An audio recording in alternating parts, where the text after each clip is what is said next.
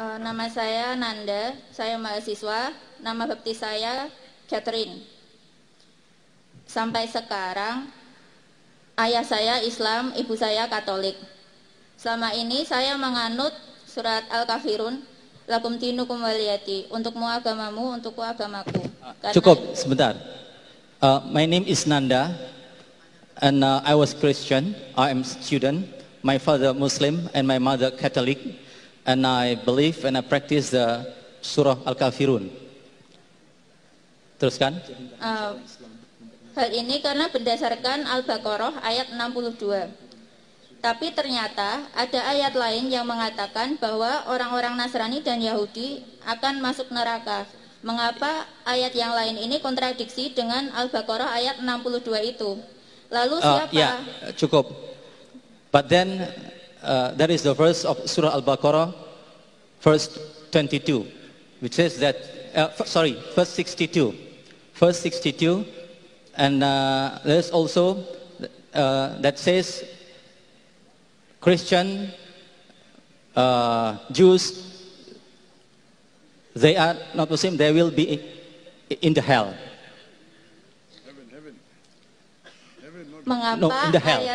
Mengapa ayat yang mengatakan bahwa orang Nasrani dan Yahudi akan masuk neraka itu kontradiksi dengan Al-Baqarah ayat 62? And the expression that said that Christian and Jews that they will enter the hell, it contradicts with Al-Baqarah 62. Why? Lalu siapa yang dimaksud dalam Al-Baqarah 62 itu? And who is then in Surah Al-Baqarah in 62? If I understood the question correctly, that the Quran says that the Jews and Christians will be in hell, but Surah Baqarah chapter 2 verse number 62 says that all those who believe in Allah and have faith, whether you are a Christian or a Jew or a Sabian, you will go to Jannah. So these two verses are contradicting.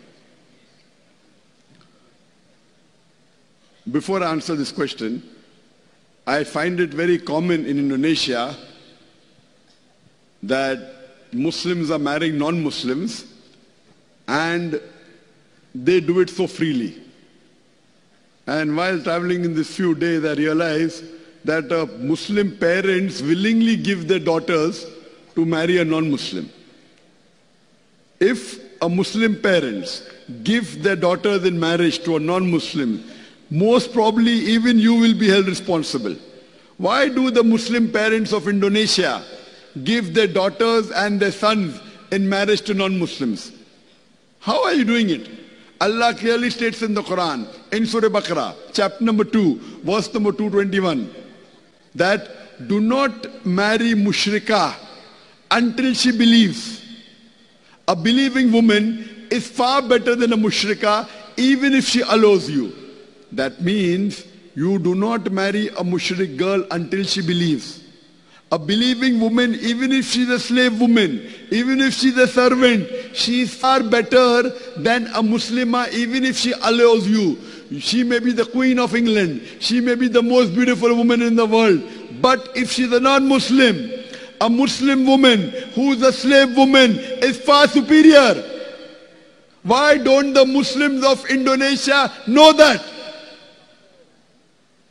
The verse continues, do not marry a mushrik, do not marry an unbelieving man until he believes.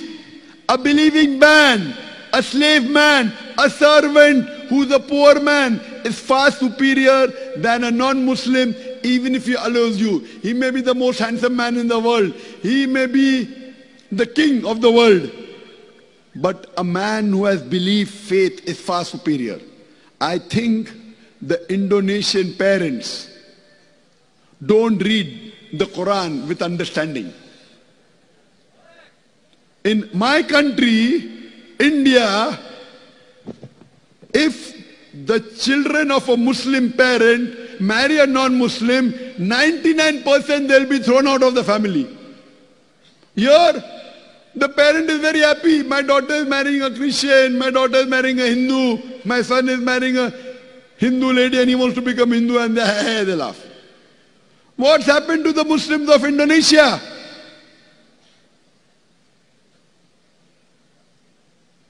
I want all the universities in Indonesia, in the Islamic studies, to make it a point that do not marry non-Muslim. I'm shocked. When we go to a minority Muslim country, they excommunicate the person. The parents dishonor. Here, make it very clear that if you have an option between marrying a non-Muslim, who may be the king of the world, who may be the most handsome man, who may be the most beautiful, who may be Richard Gere, anyone. He may be Bill Gates. But a Muslim man who's a servant, who may be the most ugliest man in the world, he is far superior because he has Iman. If you have Iman, you will go to Jannah. I want to tell the Muslim men, do not marry non-Muslim women. She may be the most beautiful woman in the world, not Indonesia. She may be the most wealthiest woman in the world. She may be a queen. But if you have a mu'mina, a believing woman, who may be the most ugliest woman in the world, who may be a slave woman, she is far superior because she will take you to Jannah. She is your muhsana. The Quran says your wife is a muhsana. Muhsana means fortress against the devil.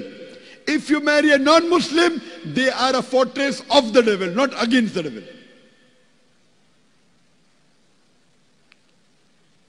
The sister is asking a question that isn't the contradiction in the Quran. When Quran says in various places. For example, Quran says in Surah Maida, chapter number 5, verse number 72. لَقَدْ كَفْرَ الَّذِينَ قَالُوا إِنَّ اللَّهُ عِيسَى ابْنُ مَرْيَمَ. They are doing kufr, those who say that Jesus is son of Allah.